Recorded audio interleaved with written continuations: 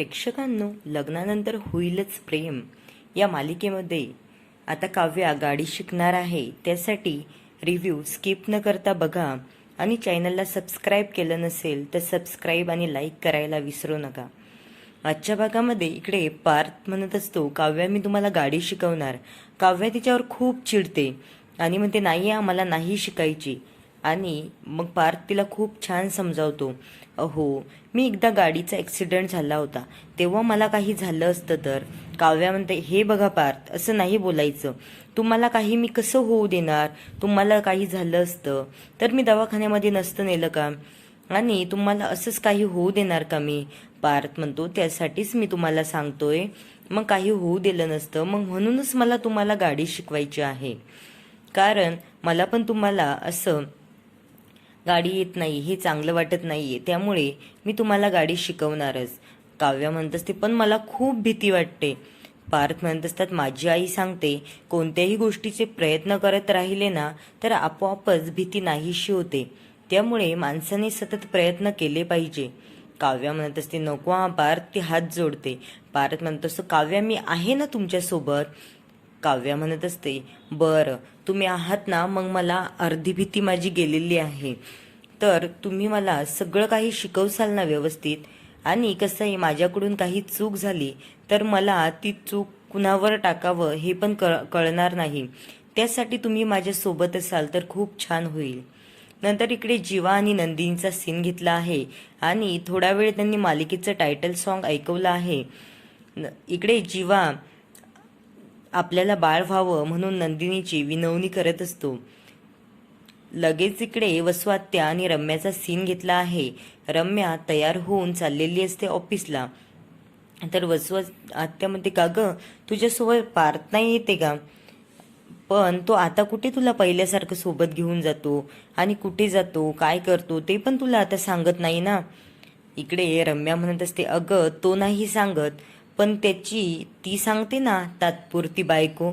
इकडे वसवात्या खूप मोठ्याने हसायला लागते आणि म्हणते, काय छान टायटल दिलं ग तू, तात्पुरती बायको. अगं आपण असं करूया, या टायटलवर एखादं नाटक वगैरे बनवूया. रम्या म्हणते, आई काही या काही म्हणतेस तू. इकडे वसवात्या म्हणत असते, ते जाऊ दे, पण टायटल खूपच छान दिलंय. आणि तशी पण तू थोडी ना तिला कायमची बायको होऊ देणारे पार्थची. रम्या म्हणते, अगं आई त्याचं तर मी आधीच प्री प्लॅन केलेला आहे, त्यामुळे तू त्याची काळजीच करू नको. आणि रम्या म्हणत असते, अगं त्या विजय मिटकरीला मी एक पॅद म्हणून वापरणार आहे. तेवढ्यात वसवात्या म्हणते, अगं बाई आपण नंतर बोलूया, तू जा आता ऑफिसला. इकडे रम्या म्हणत असते, काव्या बघ तू आता मी तुझी कशी मज्जा घेणार आहे. आणि तेवढ्यातच तिला विजय मिटकरीचा व्हॉइस मेसेज येतो आणि त्याने पाठवलेलं असतं, मिसेस मिटकरी तुम्ही विसरलात, लगेच नंबर पण सेव्ह नाही केला. इकडे तिला कळतं हा विजयचाच मेसेज आहे म्हणून. ती पण व्हॉइस मेसेज पाठवते आणि म्हणते, सॉरी हा माझ्या लक्षातच नाही राहिलं. नंतर ती म्हणते, अरे मी काही मिटकरी वगैरे होणार नाहीये, मी मिसेस देशमुखच होणार आणि आयुष्यभर मिसेस देशमुख म्हणूनच राहणार आहे. आणि थोडीशी हसायला लागते. तिला वाटतं हा फालतू विजय मिटकरी उगाच माझ्या नादाला लागतोय. पण जाऊ द्या, मला पण त्याचं वापर करून घेता येतोय, कारण मला आता टाइमपास म्हणून वापर करून घ्यायला कुणीच नव्हतं. त्यामुळे आता खूप छान होणार आणि पार्थला मी माझा नवरा बनवूनच राहणार. लगेच इकडे वसवात्या नाश्ता करायला जाते तेव्हा मिथून काका फ्रूट्स खात असतात आणि ती म्हणते, काय रे मिथून, तू हे काय करतोय? मिथून काका म्हणत असतात, अगं आज नाश्ताच नाही बनवलाय कुणी, तर म्हणून मी फ्रूट्स खातोय. आणि तुम्हाला बनवायचा असेल. नंतर ती म्हणते, मला कोण बनवून देणार, आता तू बनवतोस माझ्यासाठी नाश्ता. मिथून काका म्हणत, तुम्हाला खायचं आहे तर तुम्ही बनवून घ्या ना, मी कशाला बनवून देऊ. इकडे वसवात्या म्हणत असते, हे काय बोलतोय तू, मला उलट सुलट उत्तर करतोय. मिथून काका म्हणत असतात, मी ते काही करत नाहीये, पण तुम्हाला एवढंच सांगतोय, नाश्ता कुणी बनवला नाही आणि ज्याचं त्याने बनवून खावं चांगलं असतं माणसासाठी. इकडे वसवात्या खूपच चिडते. तेवढ्यातच मालिनी खाली येते आणि मालिनी पाण्याचा ग्लास घेतच असते, पण तिची पूर्णपणे झोप झालेली नसते, त्यामुळे तिला थोडं चक्कर यायला होतं. पण वसुहत्या लगेच म्हणते, मालिनी, माझ्यासाठी पहिले नाश्ता बनव बरं, मला खूप भूक लागली आहे. मालिनी म्हणते, हो बनवते, आणि तेवढ्यातच तिला चक्कर यायला लागते. इकडे पार्थ आणि काव्याचा सीन घेतला आहे. पार्थ आणि काव्य निघाले आहेत घराच्या बाहेर गाडी शिकण्यासाठी. तेवढ्यात तिकडे मुलं पण असतात. काव्या म्हणत असते, हे बघा देशमुख, मला ना खूपच भीती वाटते गाडीमध्ये बसण्याची, पण मला गाडी शिकायची इच्छा तुमच्यामुळे झाली आहे. तुम्ही व्यवस्थित हँडल कराल ना सगळं, नाहीतर उगाच काही झालं तर त्यापेक्षा न शिकलेली परवडली. पार्थ म्हणत असतो, अहो काव्या, एवढं भीती वाटायसारखं काय आहे त्यामध्ये? आपण 4 व्हीलर तर शिकतोय, आणि कुठे उन्हात वगैरे जायचं असलं तर मग तुम्हाला नकोय का? काल किती तो त्रास झाला तुम्हाला. काव्या म्हणते, देशमुख, ते सगळं बरोबर आहे, पण मी ना कधी गाडी चालवली नाही, त्यामुळे मला खूपच भीती वाटते. पार्थ तिला कसा बसा गाडीमध्ये बसवतो आणि तिची भीती घालवतो. पार्थ पलीकडे जाऊन बसतो. नंतर त्यांनी थोडंसं गाणं ऐकवलंय. पार्थ म्हणत असतो, कशी नशिबाने थट्टा आज मांडली. आणि इकडे काव्या त्याला ना चिडते थोडी आणि त्याला चापट मारते. नंतर पार्थ म्हणत असतो, अहो काव्या, मी हे म्हणत असतो की तुम्ही ना गाडी चालवायच्या आधी काय करत असतात? इकडे काव्या म्हणते, समोर बघायचं असतं रस्ता. पार्थ म्हणत असतो, रस्ता तर बघायचाच असतो, पण इकडे बाजूला सीट बेल्ट असतो, तो लावायचा असतो पहिले, तो लावून घ्या बरं. आणि ती तो बेल्ट लावते. नंतर पार्थ म्हणत असतो, आता तुम्ही काय करा पहिले. तो तिला शिकवत असतो, तो काही जास्त तिच्यावर चिडत नसतो, छान पद्धतीने समजावत असतो. पण इकडे काव्या खूपच चिडते त्याच्यावर थोडं तरी बोललं तर. नंतर पार्थ म्हणतो, असं नका करू काव्या, तुम्ही पहिले गेअर कसा दाबायचा, इकडे हँडल कसं फिरवायचं, तो सगळ्या गोष्टी तिला शिकवत असतो. काव्या म्हणत असते, काय हे, मला नाही शिकायचं म्हणलं होतं ना तुम्हाला. पार्थ म्हणतो, नाही हा, तुम्हाला गाडी शिकावीच लागेल. नंतर तो मालिनी आणि वसुहत्याचा सीन घेतला आहे. मालिनीला चक्कर यायला होतं, तोवर जीवा आणि नंदिनी बाहेरून येतात आणि तिला चक्कर येतंय हे बघताच जीवा लगेच धावत येतो आणि मालिनीला पकडतो आणि म्हणतो, काय आई, तू पडली असती आता तर, बघ बरं, तुझी झोप पण झालेली नाही. इकडे वसुहत्या म्हणत असते, बस बाई खाली बस, आणि म्हणते, बघा पोरांनो, तुमच्यासाठी राबून सगळ्यांसाठी सगळं करते, आणि आता तिची बघा कशी हालत झाली, कधी पण तिला चक्कर यायला होतं, हे सगळं तुमच्यामुळे होतंय. आता तर तिला सुना आल्या तरी पण तिलाच काम करावं लागतंय.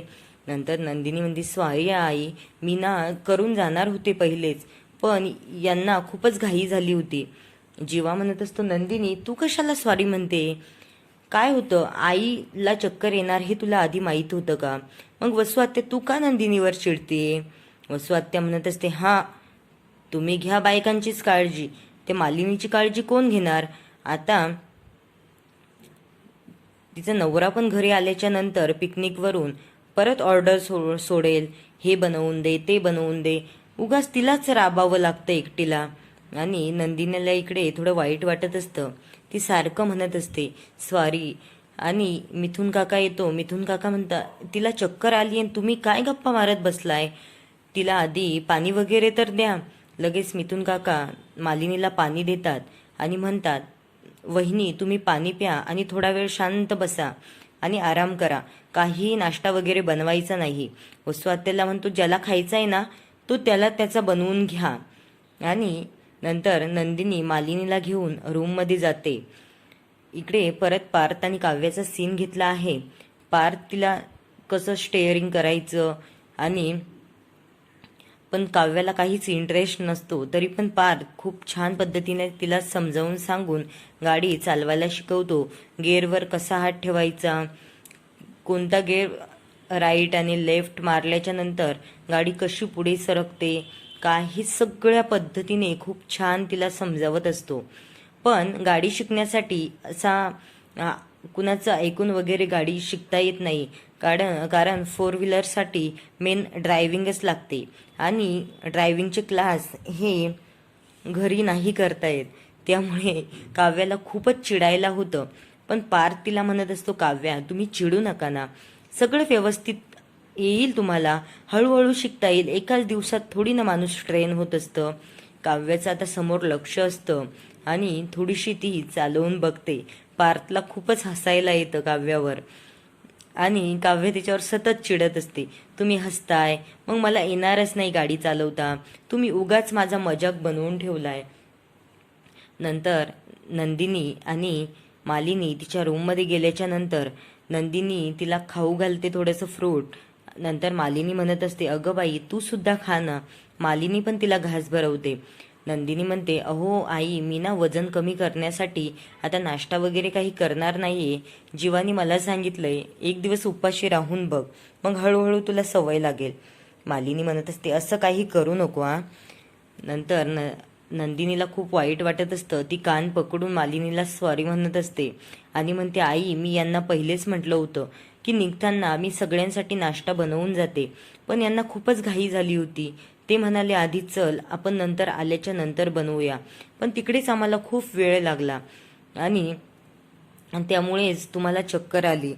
मालिनी म्हणत असते, असं काही नाही ग, माझं काय सुरूच असणार, पण तू नको माझ्यासाठी असं हे करू बरं. उद्या काही मला चक्कर वगैरे येणार नाही, तू तुझी वॉकिंगला जात जा. नंतर मालिनी म्हणते, अगं मी पण घरून लग्न होऊन आल्याच्या नंतर मला सगळी फ्रीडम दिले होते यांनी असं करायला, पण ना घरामध्ये कधी माझं स्वप्न, माझी हौस सगळं मी बाजूला ठेवलं आणि वसुताई आणि मंजूताई पण आल्यानंतर आणि मग त्यांची मुलं, तुम्ही सगळे, जीवा, पार्थ, हे सगळे जणांमध्ये माझा कसा वेळ निघून जायचा मला कळालंच नाही आणि त्यामुळे मी कधी माझ्याकडे लक्षच दिलं नाही. माझा डान्स क्लास, या सगळ्या गोष्टी मला खूप आवडायच्या, पण मी माझ्या आवडीनिवडी बाजूला ठेवून फक्त या घरासाठी प्रत्येक दिवशी नव्याने सुरू करत आणि झटत राहिले. पण तू असं नको करू हा. आजकालच्या मुली पण ना माझ्यासारखं असं अडकून नको राहू. तू स्वतःसाठी वेळ दे. आणि मला असं वाटायचं हे सगळं माझ्या सुनांनी कधीच करायला नको. माझ्या सुना थोड्या वेगळ्या असाव्यात आणि खरंच माझ्या सुना वेगळ्या आहेत आणि मी खूप लकी आहे सुनांच्या बाबतीमध्ये की मला अशा सुना भेटल्या. नंदिनी म्हणत असते, अहो आई, पण तुमची तब्येत कशी झाली आहे? माझं ना तुमच्याकडे या धावपळीमध्ये आता लक्षच नाही राहिलं. पहिले कसं मी सतत तुमच्यासोबत किचनमध्ये असायची, आता मी परत तशी वागायला सुरुवात करते. मालिनी म्हणत असते, नंदिनी बाळा, तुझी याच्यात काहीही चूक नाहीये. तू स्वतःला असं कमी लेखू नको बरं. तू तुझ्याकडे लक्ष दे, घरातले कामं काय होतच राहतील. नंदिनी म्हणत असते, मी गेल्या जन्मी खूपच पुण्य केलं असेल म्हणून मला तुमच्यासारखी सासू भेटली. मालिनी म्हणत असते, अगं बाई हो. लगेच इकडे जीवा पण येतो. जीवा म्हणतो, अरे वा, आणि मी?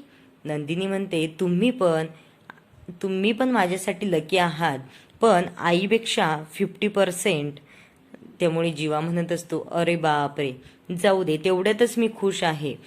नंतर जीवा यांच्यासाठी इकडे फ्रूटचं ज्यूस घेऊन येतो, कलिंगडचं. नंतर तो म्हणत असतो, इस बात पे कलिंगड का ज्यूस हो जाए. आणि सगळेजण ज्यूस पेत असतात आणि हा ज्यूस सगळ्यांसाठी खूप हेल्दी आणि छान असतो आणि उन्हाळ्यामध्ये थंडावा पण देतो आणि आपली पचनशक्तीही सुधारते. त्यामुळे हा ज्यूस घ्यायला हवा. सगळेजण ज्यूस पेत परत गप्पा मारत बसतात आणि मालिनी म्हणते, नंदिनी तू हे सगळं करत जा, कारण ना तुझं वजनही कमी होईल आणि तुला भूकही लागणार नाही. सगळेजण खूप आनंदात असतात. इकडे परत दुसऱ्या दिवशी काव्या आणि पार्थ बाहेर जातात तेव्हा रम्या काव्याला खूपच घाबरवते. म्हणते, माणसाने ना आग, पाणी आणि गाडी या सगळ्यापासून लांबच राहायला हवं. नंतर 2-3 मुलं स्कूलमध्ये चाललेले असतात तर पार्थ त्यांना पण बसवून घेतो गाडीमध्ये आणि काव्याची भीती जाण्यासाठी. तर एक मुलगा म्हणतो, तुम्ही बायांना कुठे गाडी चालवता येते? काव्या म्हणते, बघ आता मी चालवून दाखवते की नाही. तुम्ही गडी माणसं बसा सगळे मागे आणि मी गाडी चालवते. इकडे पार्थ म्हणत असतो, हो असंच वागायला हवं, खूप छान. प्रेक्षकांनो, अशीच नवनवीन अपडेट